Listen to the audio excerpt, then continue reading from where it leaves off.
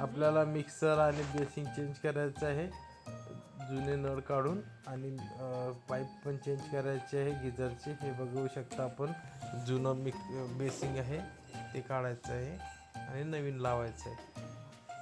बघा inlet pipe किती घाण झालेला आहे, आपल्याला तो काढायचा आहे, नवीन लावायचं आहे.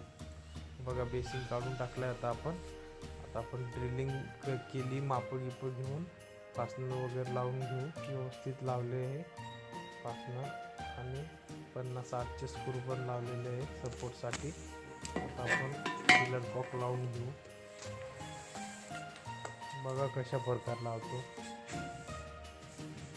जर व्हिडिओ आवडल्यास सबस्क्राईब आणि लाईक करा मित्रांनो. नवीन व्हिडिओ बघण्यासाठी. आपण पुणे लोहगावमध्ये काम करतो प्लंबिंगचे. असे असल्यास कॉन्टॅक्ट करा ह्या दिलेल्या नंबरवरती.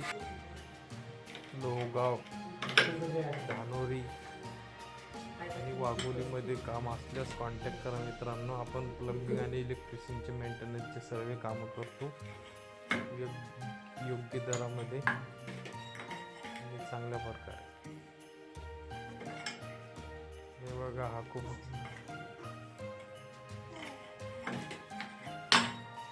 कार्बन चढलेला नट होता, तो निघत नव्हता, तरी पण आपण त्याला स्प्रे वगैरे मारून काढलाय.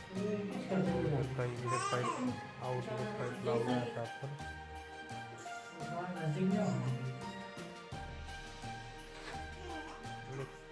शावर पण चेंज करायचं होतं कस्टमरचं, पूर्ण त्याला व्हाईट सिमेंटने पॅक झालेलं होतं. आता आपण ते थोडं तोडून काढूया.